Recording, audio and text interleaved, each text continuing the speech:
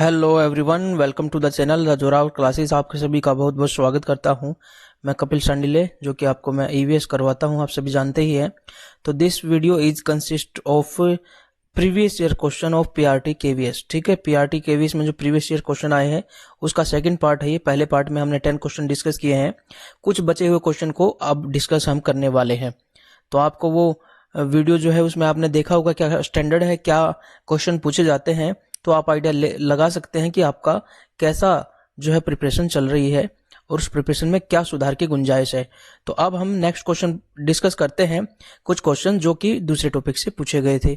ठीक है, KVS PRT previous year question हम डिस्कस कर रहे हैं।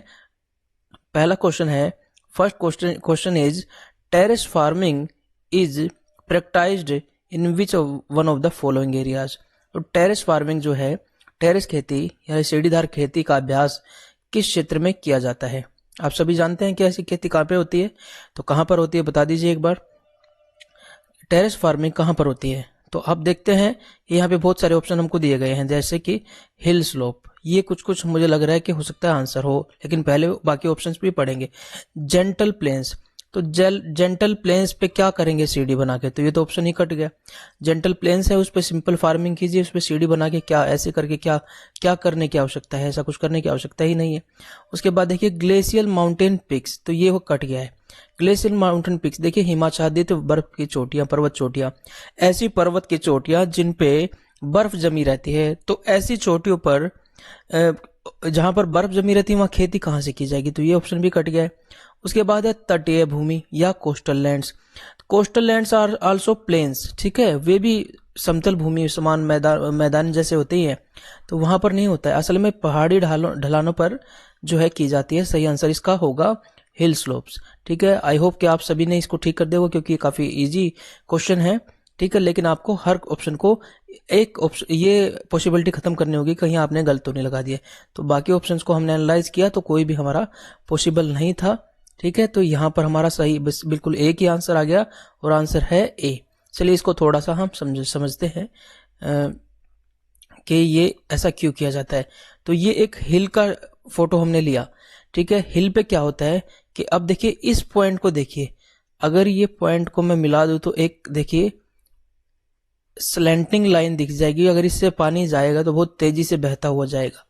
ठीक है, तो अब देखिए पहाड़ों पर शेप कैसी होती है, ऐसी शेप होती है। तो अगर पानी गिर रहा है या बारिश हो रही है तो बहुत तेजी से वो पानी नीचे आएगा, तो एक तो ये पानी स्टे नहीं करेगा। ठीक है, स्टे नहीं करेगा तो ये अवेलेबल भी नहीं रहेगा, क्योंकि जल्दी से बह के नीचे आ जाएगा। ठीक है, अवेलेबल नहीं है तो फिर जिस टाइम बारिश हुई उस टाइम तो पानी वहां पे गिरा है, लेकिन वो कुछ टाइम तक वहां रुकना भी चाहिए ताकि वहां की जो क्रॉप है, जो वहां के पेड़ हैं, उनको पानी मिल सके।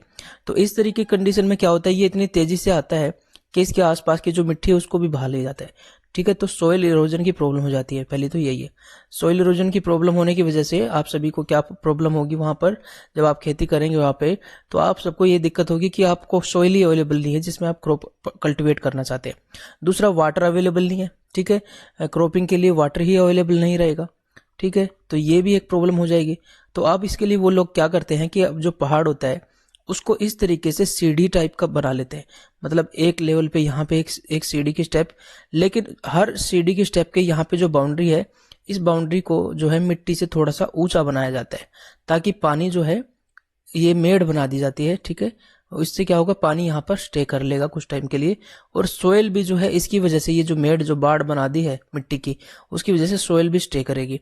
सोयल भी स्टे करेगा, पानी भी स्टे करेगा, तो सोइल जरूरी है क्रॉपिंग के लिए, और उसके अलावा वाटर भी जरूरी है। इसके अलावा ये जो वाटर है ये एकदम से बह के नहीं चला जाएगा, और ये यहाँ से अंडरग्राउंड जो है जाता रहेगा और धीरे धीरे झरनों से निकलता रहेगा, मतलब एकदम से इतना ज्यादा नहीं हुआ। तो बारिश जो होती है उस ये बाढ़ भी रोकने में हेल्प करेगा। पहले तो ये बाढ़ रोकेगा, क्योंकि एकदम से जब बारिश हो जाती है तो नीचे एकदम से पानी पहुंचेगा तो नीचे के एरिया में बाढ़ आ जाती है, तो बाढ़ को भी रोकेगा। इसके साथ साथ यहाँ पे एक और कंडीशन हमने बताई कि ये सोइल इरोजन को भी रोकेगा। ठीक है, और वाटर अवेलेबिलिटी जो है उसको भी इंश्योर करेगा, ताकि क्रॉप जो है वो हो सके। तो इन सब चीजों की वजह से जो वहां पर टेरेस फार्मिंग की जाती है। ठीक है, उसके इसका हमने समझ लिया है। नेक्स्ट क्वेश्चन की तरफ जल्दी से बढ़ते हैं। नेक्स्ट क्वेश्चन देखिए क्या कहता है, process of transfer of water between earth and its atmosphere include which one of the following elements. देखिए transfer of water between earth and its atmosphere, earth है, ठीक है, और उसका एटमॉस्फेयर है। तो इसके बीच में क्या है, वाटर का टेक इनटेक बना रहता है, ठीक है। वाटर जो है यहाँ से इवेपोरेट होके एटमॉस्फेयर में जाता है, फिर बादल बन के वापस जो है जमीन पे पानी के रूप में आ जाता है, वही पानी फिर से उड़ जाता है। तो ये साइकिल एक चलती रहती है। तो इसमें कौन से एलिमेंट्स को इंक्लूड करता है ये जो प्रोसेस है, पृथ्वी और उसके वायुमंडल के बीच पानी का जो हस्तांतरण होता है, ट्रांसफर होता है, उनमें कौन से तत्व शामिल होते हैं इस प्रोसेस के अंदर। देखिए, precipitation, run off, wind and temperature, वर्षा, रन ऑफ, पवन और तापमान। तो देखिए, वाटर का जो ट्रांसफर होता है उसमें टेम्परेचर का ज्यादा रोल नहीं होता। अगर टेम्परेचर कम भी हो तो भी जो है वाटर इवेपोरेट हो जाता है। आपने देखा होगा कि सर्दी में जब बारिश हो जाती है तो फिर भी अगर आपका जो आंगन है वो गीला हो गया है तो फिर भी वो कुछ टाइम बाद सूख ही जाता है।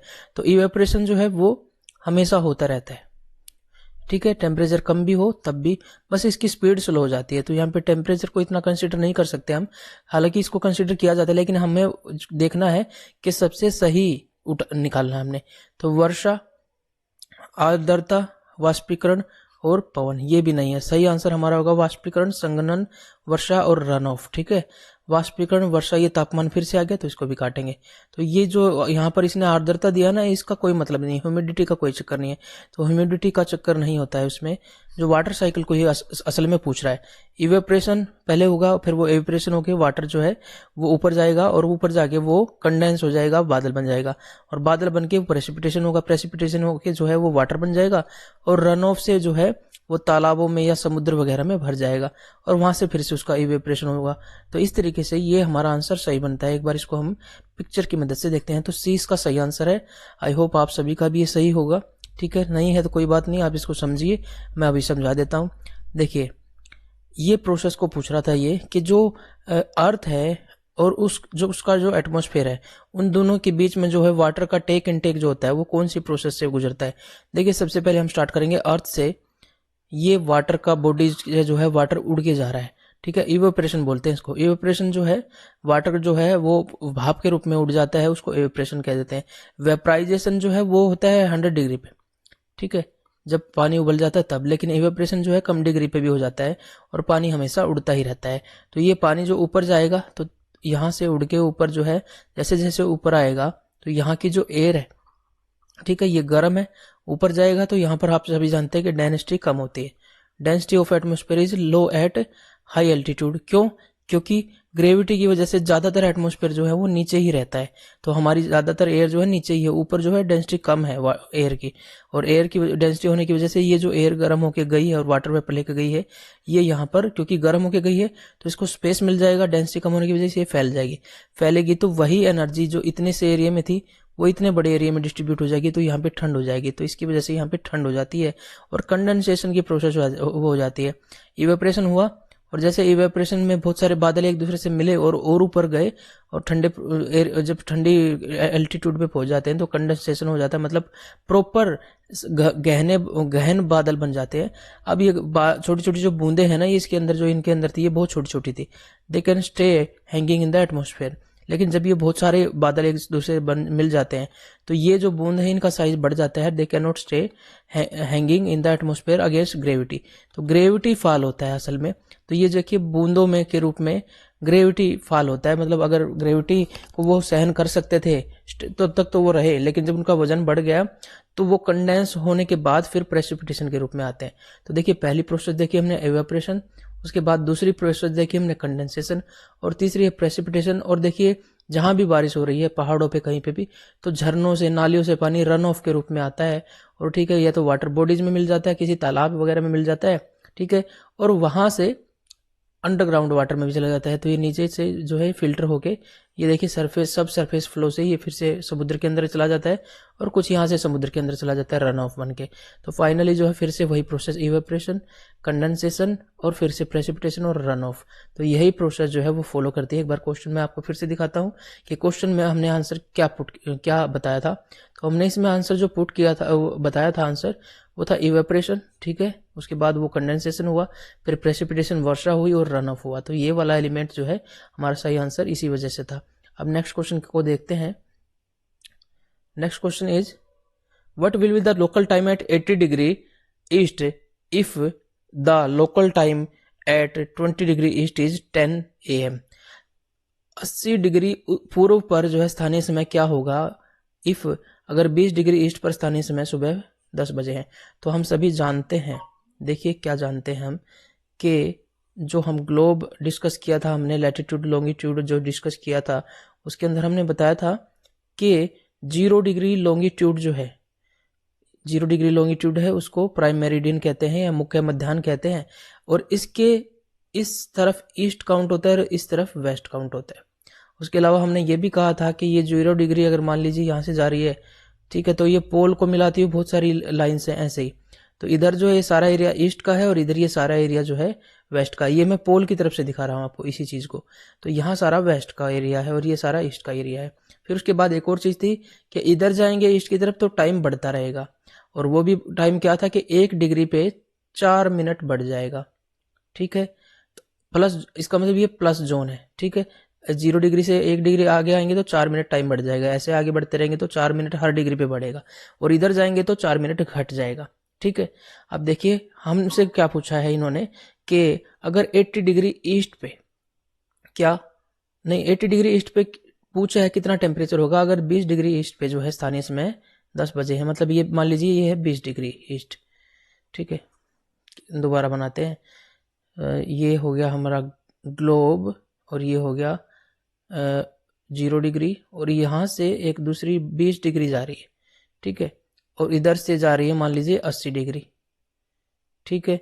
तो ये 20 डिग्री हो गई और ये 80 डिग्री हो गई, ठीक है, ये 0 डिग्री हो गई। तो सबसे पहले अगर हमसे अगर कोई पूछ ले कि ये जो 20 डिग्री पे 10 बजे हैं, ठीक है, तो इसका मतलब क्या है कि 20 डिग्री हर डिग्री पे कितना मिनट आगे है, 4 मिनट आगे है, तो ये 80 मिनट हो गया, ठीक है। ये 80 मिनट किससे आगे है, 0 डिग्री से आगे है। तो हम यहाँ से 0 डिग्री पे क्या टाइम होगा वो भी बता सकते हैं। मतलब 1 और 20 मिनट घटा दीजिए, इधर क्योंकि जाएंगे तो घटेगा ना, और इधर जाएगा तो बढ़ेगा। तो हम 0 डिग्री यानी कि लंदन का टाइम बता सकते हैं यहाँ से। पहली बात तो ये है, तो बता दें एक बार लंदन का टाइम, क्योंकि यहाँ 10 बजे हैं तो 10 में से 1 घटाइए 9, और उसमें से 20 मिनट घटा दिए तो 8:40 जो है वहां पर है, ठीक है। तो लंदन का टाइम पीछे है in comparison to 20 degree east, ठीक है। सीधी सी बात है, ये हमारा लंदन का टाइम हो गया। लेकिन इसने क्या पूछा है कि 20 डिग्री पे अगर इतना है तो 80 डिग्री पे कितना होगा। तो 20 डिग्री मान लीजिए ये 0 डिग्री है तो ये 20 डिग्री है, और ऐसे करके ये 80 डिग्री। तो इन 20 डिग्री और 80 डिग्री के बीच में कितना डिग्री का डिफरेंस है, 60 डिग्री का। तो हर डिग्री पे कितना जो है डिफरेंस आता है, 4 मिनट का, ठीक है। तो 60 डिग्री पे कितना डिफरेंस होगा, देखिए 240 मिनट्स का, ठीक है। और 240 मिनट्स को अगर आवर्स में कन्वर्ट करें तो 4 आवर्स का डिफरेंस हो गया, ठीक है। तो अगर यहाँ पे 10 बजे हैं सुबह के 20 डिग्री पे यहाँ पे, तो इधर जाएंगे तो बढ़ेगा कितना, 4 घंटे बढ़ेगा। तो 10 के बाद 11 12 1 2 4 घंटे बढ़ गया, तो हमारा सही आंसर हो गया 2 PM। तो ये क्वेश्चन एक बच्चे ने हमसे जो है एक वीडियो पे भी कमेंट किया था, ठीक है। और ये क्वेश्चन आपके सिलेबस में प्रीवियस ईयर में आया हुआ है, शायद इसी वजह से पूछा था। तो आप सभी को ये हमने एक्सप्लेन कर दिया है। 1-2 क्वेश्चन मैंने इसको देख के और भी डिजाइन किया है, वो लास्ट में देखेंगे। पहले नेक्स्ट क्वेश्चन को देखते हैं जल्दी से। Next question is host and ग्रेबन निम्नलिखित में से किस प्रक्रिया द्वारा बनाई गई है। तो होस्ट एंड ग्रेबन क्या होते हैं, are build by which one of the following process, ठीक है। ये मैं इसको एनालाइज करूंगा, अगर आप सभी बता सके किस एनसीईआरटी में ये दिया हुआ किस चैप्टर में, तो मैं जरूर इसको जो है फुल्ली एक्सप्लेन करूंगा, ठीक है, इसको अलग से। क्योंकि मुझे लगता है कि ये मैंने जो पढ़ा है वो क्लास 12th चैप्टर की एनसीईआरटी में तो मैंने इसको पढ़ा हुआ है, और किसी छोटी क्लास के एनसीईआरटी में अगर कोई चैप्टर ऐसा है तो जरूर मुझे बताइए, ताकि मैं उसको फोकस मिले इसको, और इस पर एक वीडियो तैयार कर सकूं। लेकिन फिर भी इसको हम एक्सप्लेन करते हैं, ये मुझे मालूम है कि क्या है होस्ट एंड ग्रेबन। होस्ट एंड ग्रेबन जो है ये कौन से प्रोसेस द्वारा बनाए जाते हैं। तो इसका सही आंसर है फाल्टिंग, ठीक है। पहले तो ये देख लीजिए फाल्टिंग का इसका सही आंसर है। ग्लेशिएशन कुछ नहीं है, ये जो है पानी के जमने को जो है कहते हैं ग्लेशिएशन। वल्कनिज्म जो है ज्वालामुखी फटता है उसको कहते हैं। तो वल्कनिज्म क्या होता है, जब कहीं से ज्वालामुखी फटता है, ठीक है, तो वो अपने साथ लाया लावा जो है वो डिपॉजिट करता रहता है, और एक चट्टान, एक हो सकता है कि एक पहाड़ के रूप में जो है वो चट्टान दिखाई दे, और उसका साइज बढ़ता रहता है। तो इस तरीके से भी कुछ स्ट्रक्चर बनते हैं, वल्कनिज्म से भी बनते हैं मान लिया, लेकिन वो होस्ट और ग्रेबन नहीं है। इसके अलावा फोल्डिंग से भी बनते हैं। फोल्डिंग को इंग्लिश में कहते हैं वलन, ठीक है, वलन या वलियन ऐसे कुछ कहते हैं। और जो फोल्डिंग से जो माउंटेन्स बनते हैं उनको वलित पर्वत कहते हैं, ठीक है। और इसमें आता है हमारा हिमालयन। तो हिमालयन माउंटेन जो है ना वो फोल्ड माउंटेन्स हैं, ठीक है। तो कई बार आपने पढ़ा होगा हिंदी में कि नवीन वलित पर्वत हैं, ठीक है, नए बने हुए वलित पर्वत हैं। हिमालयन माउंटेन्स जो है वो वर्ल्ड की सबसे यंगेस्ट माउंटेन्स में काउंट होती हैं और वो वलन से बनी है। कैसे बनी है वो भी मैं आपको बताता हूँ थोड़ा सा, और उसके बाद हम मेन क्वेश्चन को डिस्कस करेंगे। देखिए, मैंने आपको पहले वीडियो में एक बार बताया था कि ये यूरेशियन प्लेट है, ठीक है, और इससे आके टकराई थी कौन सी, इंडियन प्लेट। तो इंडियन प्लेट का कुछ पार्ट जो है ना वो ओशियानिक प्लेट के रूप में और दूसरा कुछ कंटिनेंट प्लेट के रूप में है। तो यहाँ पर आकर जब ये टकराती हैं तो इसमें हजारों सालों तक जो है नदियां पानी डिपॉजिट करते रही। यहाँ एक बड़ा खड्डा था, ठीक है, और ये खड्डा जो है यहाँ पर जो समुद्र बना उसको टेथिस सी मैंने बताया था, ठीक है, टेथिस सी, ठीक है। तो यूरेशियन प्लेट और इंडियन प्लेट जहां पर हिमालय है वहां पर पहले कौन सा सी था, टेथिस सी था। ये क्वेश्चन पूछा जाता है, ये आपको रिपीट हो रहा है। उसके साथ साथ यहाँ पर जो ये खड्डा बन गया था तो यहाँ पर बहुत सारा डिपोजिशन हो रहा था, लेकिन ये प्लेट आगे मूव करती जा रही थी। तो जैसे जैसे ये मूव करेगी तो ये सारा जो यहाँ पे डिपोजिशन हो रहा है वो सारा डिपोजिशन इकट्ठा होने लग गया और ये आपस में होके क्या होता है, प्रेशर से फोल्ड होने लग जाता है, ठीक है। ये यहाँ पर फोल्ड हो जाने लग जाता है, 1 लेयर 2 लेयर 3 लेयर, और फिर वही लेयर जो है हिमालय के अंदर इस तरीके से फोल्ड होके हिमालय पर्वत बना देती है, ठीक है। इसको फोल्डिंग कहते हैं, ठीक है। और फोल्डिंग से या वलन से बनते ही हिमालयन माउंटेन्स। अब ज्वालामुखी से भी बता दिया, ग्लेशिएशन कुछ नहीं है, ग्लेशिएशन से जो है पानी जम जाता है, उसको ग्लेशिएशन कहते हैं। फॉल्टिंग क्या है उसको बताते हैं आपको। फॉल्टिंग या भ्रंश होने से होस्ट और ग्रेबन बनते हैं, ये इसका सही आंसर है। मैं आपको बता देता हूं और इसको एक्सप्लेन करने के लिए हम पिक्चर की मदद लेते हैं। पिक्चर देखिए कि कई बार क्या होता है कि बहुत सारा स्टेबल जो मास होता है, स्टेबल जो जमीन होती है उसमें किसी कारणों से जो है फॉल्टिंग हो जाती है, यानी कि नीचे की तरफ धस जाता है वो इससे, ठीक है। जैसे ये पहले एक जैसा था, बिल्कुल एक जैसा ऐसे समतल था, लेकिन फिर वो जो है उसका कुछ हिस्सा नीचे की तरफ धस जाता है। तो जो ये ऊपर वाला हिस्सा ऊंचा हिस्सा है इसको होस्ट कहते हैं और जो नीचा धस गया है इसको ग्रेबन कहते हैं। तो इस तरह की चीजें जो है वो फॉल्टिंग से होती है, फॉल्ट बन जाए कहीं पर, ठीक है। देखिए, हमने आपको बताया था कि नर्मदा और तापी रिवर के बारे में, जो रिवर हमने करवाई थी नर्मदा और तापी, मैंने कहा था कि ये भ्रंश घाटी से बहती हैं, रिफ्ट वैली से बहती हैं। तो रिफ्ट वैली या भ्रंश घाटी, तो ये रिफ्ट वैली जो बनी है ना वो इस फॉल्टिंग की वजह से बनी है। और मैंने ये भी कहा था कि हमारा जो पेनिनसुलर इंडिया है, पेनिनसुलर इंडिया जो है वो सबसे स्टेबल मास है, लेकिन उसमें कभी कभी बहुत टाइम के बाद जो है कहीं लाइन ऑफ वीकनेस बन जाती है। तो मैंने कहा था कि ये जो नर्मदा नदी बह रही है ना, इसके इधर विंध्यन माउंटेन्स है और इधर सतपुड़ा माउंटेन्स है, ठीक है, और उसके नीचे तापी नदी है, ठीक है। और मैंने ये कहा था कि जो माउंटेन्स दिखाई दे रही है ना असल में ये होस्ट है, ठीक है, क्योंकि यहाँ इनके बीच की जमीन धस गई है और उस जमीन में से नदियां बह रही हैं। अदरवाइज जो हमारा जो ढाल है, ये जो ढाल है, तो देखिए हम डायरेक्शन बताएं आपको, ये साउथ है, ये सॉरी हाँ ये नॉर्थ है, ये नॉर्थ है, ये साउथ है, और ये ईस्ट है, और ये वेस्ट है। तो इधर की तरफ ढाल है हमारी जो ये पेनिनसुलर इंडिया है ना, तो उसका ढाल इस तरफ से है, साउथ ईस्ट की तरफ। तो ज्यादातर नदियां आपको इस तरफ ऐसी बहती हुई दिखाई देती हैं, ठीक है, साउथ ईस्ट की तरफ। लेकिन ये दो नदियां अपोजिट डायरेक्शन में बहती हैं। उसका रीजन है कि फॉल्ट वैली के अंदर से, रिफ्ट वैली के अंदर से बहती है। और ये जो चट्टानें दिख रही है ना, ये पहाड़ जो दिख रहे हैं, असल में ये होस्ट है, ठीक है। और ये नीचे धसी हुई चीजें ये ग्रेबन है। तो ये फॉल्टिंग की वजह से बनती है। फिर से मैं आपको बताता हूँ कि ये क्यों बनता है, ये फॉल्टिंग क्यों बनती है, इसको भी समझ लेते हैं। हम सभी जानते हैं कि ये अर्थ की मेंटल है, ठीक है, और ये अर्थ की क्रस्ट है, ठीक है। 35 मैक्सिमम किलोमीटर तक ये होती है और ये 2900 किलोमीटर तक होती है। तो इसका कुछ पार्ट ना कॉमन होता है, तो 100 किलोमीटर तक का जो पार्ट होता है जिसमें क्रस्ट प्लस मेंटल का कुछ हिस्सा होता है, इसको बोलते हैं लिथोस्फेयर, ठीक है, लिथोस्फेयर इसको बोलते हैं। लेकिन जो है नीचे से जो मैग्मा आ रहा है, देखिए जो बाहर अंदर जो वो होता है ना लिक्विड रूप में जो पिघली हुई जो अवस्था होती है चट्टानों की, उसको कहते हैं मैग्मा। और जो वो बाहर आ जाता है तो उसको बोलते हैं क्या, लावा। जब वो जमीन के ऊपर आ जाए तो उसको लावा बोलते हैं। तो ये जो लावा है ये नीचे से जो है गर्म है, क्योंकि नीचे बहुत सारी एक्टिविटी होती है जिसमें रेडियो एक्टिविज्म है, जैसे परमाणु बम के अंदर एनर्जी निकलती है ना, नीचे रेडियो एक्टिविज्म है जिसकी वजह से एनर्जी रिलीज होती रहती है। तो एनर्जी रिलीज होगी तो ये बहुत ज़्यादा गर्म हो जाएगा, और कोई भी चीज़ जब गर्म होगी तो वो ऊपर आएगी। ठीक है, आप देते हैं गर्म हवा ऊपर की तरफ जाती है, गर्म पानी ऊपर की तरफ उबलता हुआ आता हुआ दिखाई देता है, और जब वो ठंडा हो जाता है साइड से, जैसे एक केटल, एक भिगोने के अंदर आप देखें तो आपको क्या दिखाएगा कि गर्म पानी ऊपर उठता हुआ दिखाएगा और साइड से फिर वो नीचे जाता हुआ दिखाई देगा। यहाँ एनर्जी ले लेगा और ऊपर आके थोड़ा बहुत एनर्जी छोड़ देगा भाप के रूप में, भाप के साथ, तो ये ठंडा हो जाएगा तो फिर नीचे की तरफ आएगा। तो इसी तरीके से इसमें भी, लावा में भी होता है कि ये ऊपर की तरफ आता है तो ये क्रस्ट को पिघलाता रहता है, और अगर क्योंकि प्रेशर नीचे से बढ़ा हुआ है तो कुछ ये इधर भी मूव करता है, तो एक सर्कल बना रहता है, जैसे ये ऐसे करके घूमता रहता है। लेकिन ये जो आता है ऊपर आके जो सेमी मोल्टन होता है, यहाँ पर सेमी मोल्टन मान लीजिए जैसे आटा होता है, आटा मोल्टन भी है लेकिन वो पूरा सॉलिड भी नहीं है, उसको थोड़ा सा और उससे मैच करने की कोशिश कीजिए कि ये मोल्टन जो लावा है, अगर ये इसको सेमी मोल्टन अवस्था में अगर ये चल रहा है और इस तरफ घूम रहा है तो ये इसको पुश करेगा। ठीक है, तो ये बन जाती है डाइवर्जेंट बाउंड्री।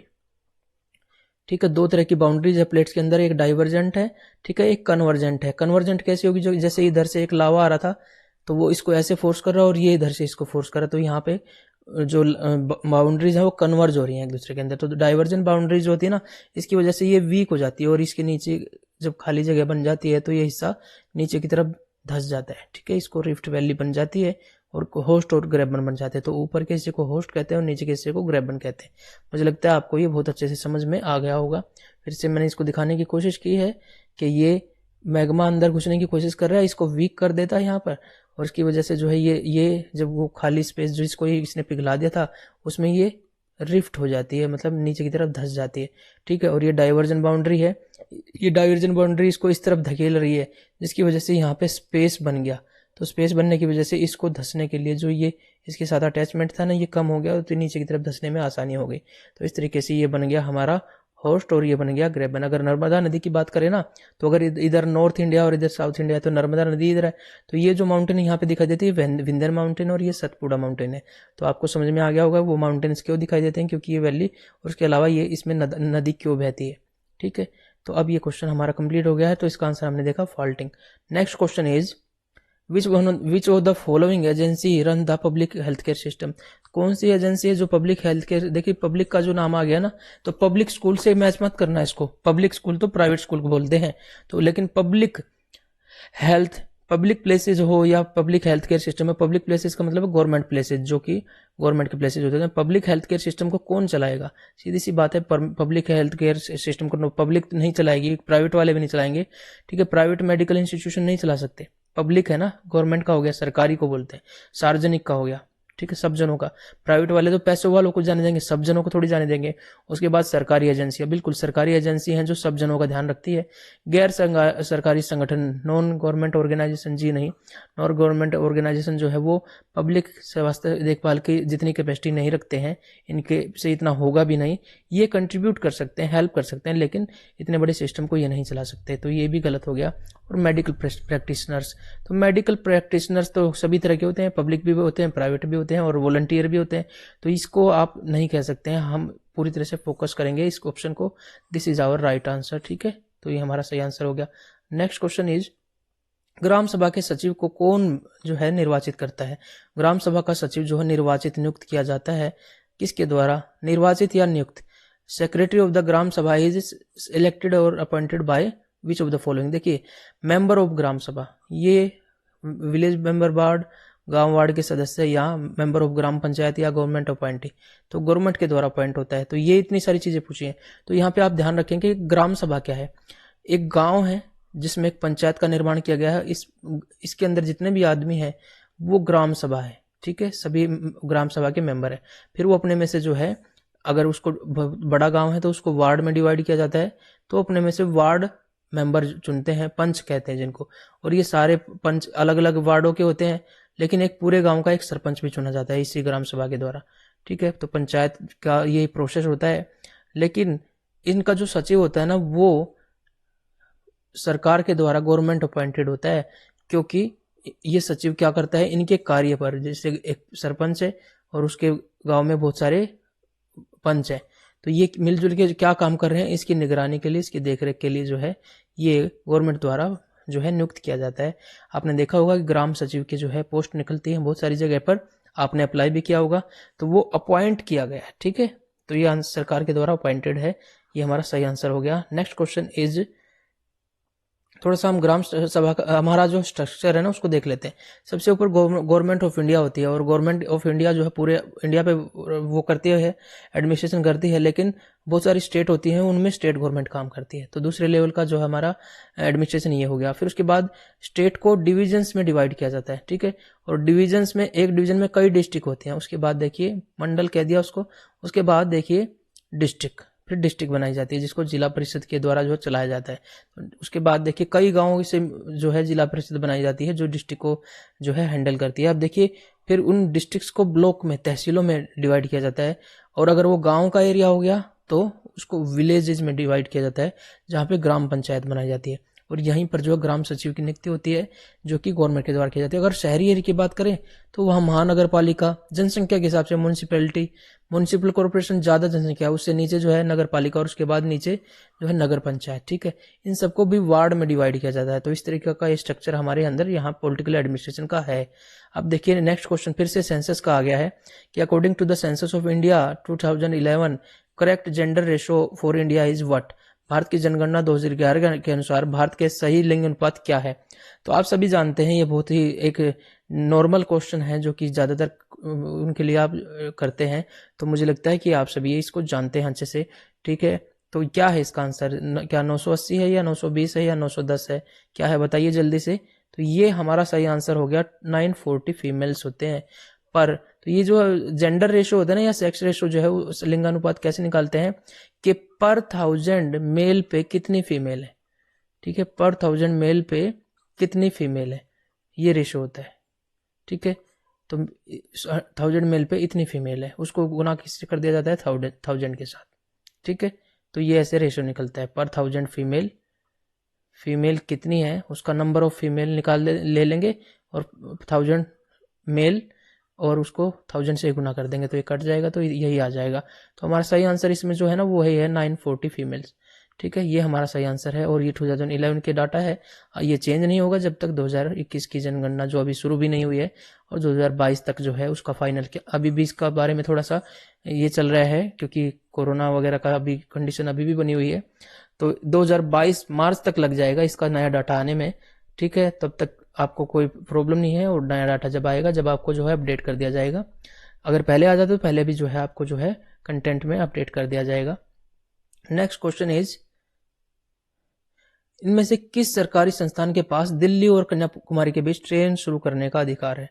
कौन सा संस्थान है जिसके पास दिल्ली और कन्याकुमारी के बीच जो है एक नई ट्रेन शुरू करने का अधिकार है। कौन, which of the following government institution has the authority to introduce a new train between Delhi and Kanyakumari. तो दिल्ली और कन्याकुमारी की बात करें तो भारत कितना बड़ा है और इसमें कितने सारे स्टेट हैं, ठीक है, और इन स्टेट्स के अंदर जो है सभी स्टेट्स में अलग अलग गवर्नमेंट होती है। तो एक गवर्नमेंट तो अपने में ही इंट्रोड्यूस कर सकती है वैसे तो अब देखिए दिल्ली यहाँ पर है और कन्याकुमारी केप कोमोरिन यहाँ पर है, ठीक है। तो मुख्य भूमि का जो दक्षिणतम भाग है, मेनलैंड का जो है साउदर्न मोस्ट जो है वो केप कोमोरिन या कन्याकुमारी, यहाँ से यहाँ तक एक ट्रेन बिछानी है। तो इसकी अथॉरिटी किसके पास होगी, तो लोकल गवर्नमेंट तो होती है पंचायत, या तो ठीक है पंचायत होती है या फिर म्युनिसिपल कॉर्पोरेशन होती है। तो ये तो अपना छोटे से एरिया की होती हैं, तो इसके पास तो अथॉरिटी होगी ही नहीं, कभी बिल्कुल भी नहीं होगी। एक राज्य सरकार अपने राज्य का तो डिसाइड कर सकती है, दूसरे राज्य में जगह कैसे ले लेगी वो, तो ये भी नहीं हो सकता। गैर सरकारी संगठन, जी नहीं, गैर सरकारी नॉन गवर्नमेंट ऑर्गेनाइजेशन क्यों वो नहीं बिछाएंगे। ये देखिए आप सेंट्रल गवर्नमेंट के पास ये राइट होता है, और रेलवे जो है ना वो सेंटर का जो है राइट है, सेंटर सूची में है, केंद्र सूची में है। और रेलवे आप सभी जानते हैं कि हर राज्य में सब तरह के मंत्रालय बना दिए जाते हैं, वित्त मंत्रालय बना दिया जाता है, सब कुछ ठीक है, गृह मंत्रालय भी बना दिया जाता है, लेकिन रेलवे मिनिस्ट्री केवल सेंटर में ही बनती है। तो railway ministry is purely centre subject. तो हमारा सही आंसर हो गया केंद्र सरकार, ठीक है। Next question is, farmer cultivating small plot of land using simple tools and more labor in the plains are categorized under which of the following farming। तो फार्मर्स जो है वो जो कल्टीवेट करते हैं स्मॉल प्लॉट ऑफ लैंड, यानी कि भूमि के छोटे भूखंडों की खेती करने वाले जो किसान हैं, ठीक है, यूजिंग सिंपल टूल, जो कि साधारण टूल्स का यूज करते हैं लेकिन ज्यादा मेहनत, मोर लेबर, ज्यादा श्रम का प्रयोग करते हैं, ठीक है, अधिक श्रम का प्रयोग करते हैं, सरल साधन होते हैं। तो ऐसे, और वो भी प्लेन एरिया में, are categorize under which of the following farming. Farming कई तरह की होती है, ठीक है।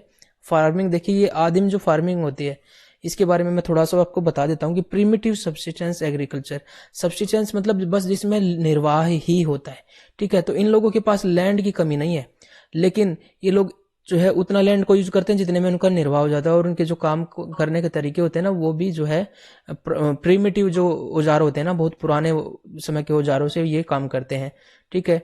लेकिन यहाँ पर देखिए अधिक श्रम का प्रयोग किया जा रहा है, और प्लॉट, यहाँ पे इन चीजों को ध्यान रखना कि भूमि का छोटा खंड और अधिक श्रम जहाँ पे यूज किया जा रहा है तो वो गहन निर्वाह कृषि है, ठीक है। क्योंकि भूमि का छोटा खंड है तो वो वहां पर इतनी भी खेती नहीं कर सकता कि वो कमर्शियल में कन्वर्ट हो जाए या बहुत ज्यादा जो है उसको बेच दे।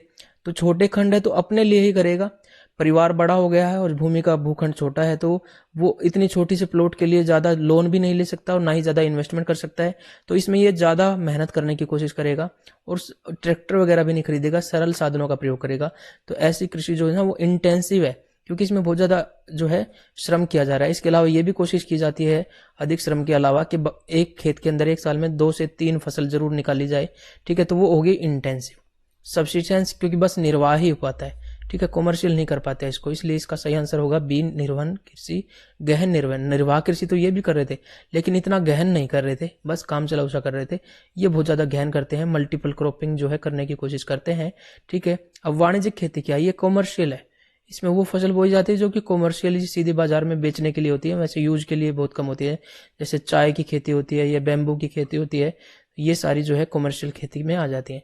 शिफ्टिंग खेती क्या है, इसको झूम कल्टीवेशन भी कहते हैं, ठीक है। झूम कल्टीवेशन जो है बहुत ज्यादा इंपॉर्टेंट है, पेपर में फेवरेट क्वेश्चन रहता है। तो इसके अंदर क्या होता है, खासतौर से जो नॉर्थ ईस्ट इंडिया है उसके अंदर ये प्रिवेलेंट है। झूम खेती में क्या होता है कि क्योंकि वहां पे जंगल ज्यादा है तो वहां के लोग क्या करते हैं कि ये पूरा लैंड है उसका एक पार्ट में जंगलों को साफ करते हैं, उसकी जंगलों को जला देते हैं, उसकी राख को इस मिट्टी में मिला देते हैं, कुछ साल तक इस पे कल्टीवेशन करते हैं और उसके बाद after when the soil fertility is declined तो वो क्या करते हैं कि इस प्लैंट को प्लॉट को छोड़ देते हैं, दूसरे प्लॉट पे आगे जंगलों को साफ करते हैं और उसको जला देते हैं, ठीक है, राख को मिट्टी मिलाते हैं जिससे उसकी पोषक तत्व उसी के अंदर आ जाए और इस लैंड पे धीरे धीरे जो है फिर से वेजिटेशन ग्रो करने लग जाती है। लेकिन इसको जो है बैन किया हुआ है क्योंकि ये इसकी वजह से फॉरेस्ट पे नुकसान तो होता ही है, उसके अलावा जो है पहाड़ों में ऐसी खेती की जाती है तो सोइल इरोजन की प्रॉब्लम भी हो जाती है, इसके अलावा पोल्यूशन भी होता है, ठीक है, और बहुत सारी बायोडाइवर्सिटी पे भी नुकसान होता है। लेकिन फिर भी बहुत सारी जगह पे ये चीजें होती हैं। तो हमारा सही आंसर होगा गहन कृषि निर्वाह। तो ये हमारे क्वेश्चन हो गए। उसके बाद मैंने 2 क्वेश्चन खुद से डाले हैं, ठीक है, उन क्वेश्चंस को डिस्कस करते हैं कि what is the time difference between 2 countries situated as 40 degree east and 100 degree east. तो मैंने कहा है कि 2 कंट्रीज है जो कि 0 डिग्री से आगे इस तरफ चलें तो 40 डिग्री पे है एक तो, ठीक है, ईस्ट की तरफ, और दूसरी है 100 डिग्री ईस्ट पे। तो इनके बीच में टाइम डिफरेंस कितना है। तो सीधा सा क्वेश्चन अगर मैं इसको निकालूं तो कुछ नहीं करने की जरूरत है, हमें 0 डिग्री को भी कैलकुलेट करने की जरूरत नहीं है, हमें पहले देखना है इन दोनों के बीच में कितना डिफरेंस है लॉन्गिट्यूड का, ठीक है। लॉन्गिट्यूड का इनके बीच जो डिफरेंस है वो 60 डिग्री का है, ठीक है। तो हर डिग्री पे 4 मिनट का डिफरेंस होता है, तो इन दोनों के बीच में 240 मिनट का डिफरेंस हो जाएगा। और इसको कन्वर्ट करें अगर आवर्स में तो 60 से डिवाइड करें तो 4 आवर्स हो जाएंगे, ठीक है। तो 40 डिग्री ईस्ट और 100 डिग्री ईस्ट के बीच में टोटल 4 आवर्स का डिफरेंस है, ठीक है। अब इसको मैं मॉडिफाई करने की कोशिश करता हूं कि ये 40 डिग्री है, एक क्वेश्चन और डिजाइन करने की कोशिश करते हैं, और ये 100 डिग्री ईस्ट है। तो इन दोनों के बीच में डिफरेंस तो हमें पता ही है। तो मान लीजिए इसने कहा कि 0 डिग्री पे सुबह के 8 बजे हैं या सुबह के 10 बजे हैं, चलिए सुबह के 10 बजे हैं, तो यहाँ पर कितना होगा, ठीक है। तो ये हम डिफरेंस निकाल सकते हैं, इजीली निकाल सकते हैं कि 40 डिग्री ईस्ट पे अगर चलेंगे तो 4 मिनट पर डिग्री पे अगर देखें तो 160 मिनट हो जाता है। तो लगभग ये हो गया 2 आवर्स, ठीक है, एंड 40 मिनट्स। तो 12:40 यहाँ पर हो जाएंगे, ठीक है। ये इसका नाम टाइम हमने निकाल लिया। और इधर चले तो ये क्योंकि जुड़ जाता है ना, पॉजिटिव में आ गए हम, ईस्ट की तरफ आगे बढ़ रहे हैं तो। और यहाँ पर अगर डिफरेंस देखें तो ये 12:40 है, तो यहाँ पर 2 घंटे का और 4 घंटे का और डिफरेंस हो जाएगा। तो मतलब शाम के 4:40 हो जाएगा यहाँ पर। ठीक है, तो इस तरीके से हम ये डिजाइन क्वेश्चन निकाल सकते हैं। न्यूमेरिकल अप्लाइड दिया है तो इसलिए हमने ये क्वेश्चन भी डिजाइन किया है। इस टाइप का क्वेश्चन एक और देख लेते हैं। यदि ये ग्रीनविच में सुबह के 8 बजे तो भारत में क्या समय है? तो भारत का जो हम इसको दो तरीके से निकाल सकते हैं। पहले तो हमको अगर याद है कि हम ईस्ट में है, 0 डिग्री से इस तरफ है, तो हम पॉजिटिव उसमें जोन में है। इसके अलावा आप मोबाइल वगैरह यूज करते हैं, जब टाइम फिक्स करते हैं तो उसमें लिखा मिलता है 5 + 5:30 कोलकाता। ठीक है, तो इस तरीके से आपका टाइम जोन दिखाता है। तो आप जो है ना ग्लोबल टाइम पोजिशनिंग में देखें तो आपका टाइम ये सेट होता है। तो अगर सुबह के 8 बजे हैं तो उसमें 5 घंटे जोड़ दीजिए, 9, 10, 11, 12, 1। उसके बाद और आधा घंटा और जोड़ दीजिए, 1:30 दोपहर के हो जाएंगे, क्योंकि वो सुबह के थे तो अब दोपहर के। ये सीधा आंसर भी हम ऐसे निकाल सकते हैं। लेकिन अगर आपको ये भी नहीं पता है तो आपको बस इतना करना है कि हमारा जो स्टैंडर्ड मेरिडियन, जो स्टैंडर्ड टाइम जो है वो 82.5 डिग्री ईस्ट पे है। तो हर डिग्री पे 4 मिनट का डिफरेंस है। तो इसको हम 4 से गुना कर दें अगर, ठीक है, तो हम इससे 0 डिग्री से, ग्रीनविच से 82.5 पे हैं। ठीक है, और यहाँ पर बजे हैं 8। ठीक है, सुबह के। अब हम इसको निकालना है कि हम इनसे कितना आगे हैं। 5, तो इसको अगर निकालें तो 4, 5, 4, 20 और 0। ठीक है, और ये हो गया। ठीक है, तो इतना मिनट हो गया।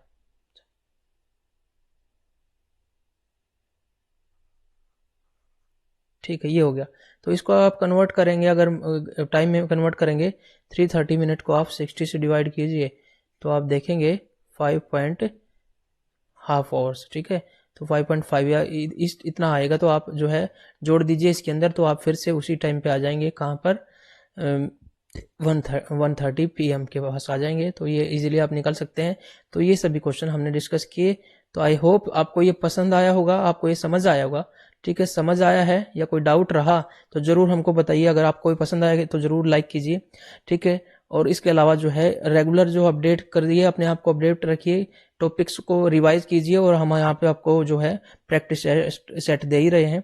इसके अलावा जो है एक चीज का ध्यान रखना है कि आपका जो सर्कल है ना वो हार्ड वर्किंग लोगों का होना चाहिए। ठीक है, आपके आसपास हार्ड वर्किंग लोग होंगे ना, तो आपको, आप देखिए जैसे लाइब्रेरी में अगर आप बच्चे लाइब्रेरी ज्वाइन कर लेते हैं, आसपास लाइब्रेरी है, तो अगर घर पे आपके 2 आवर्स रीडिंग होती है तो आपकी वहां पर 4 आवर्स रीडिंग हो जाती है। ऐसा इसलिए होता है कि आसपास जो बच्चे बैठे होते हैं लाइब्रेरी में, क्योंकि वहां शोर होता नहीं है, तो वो आसपास पढ़ते ही दिखाई देते हैं।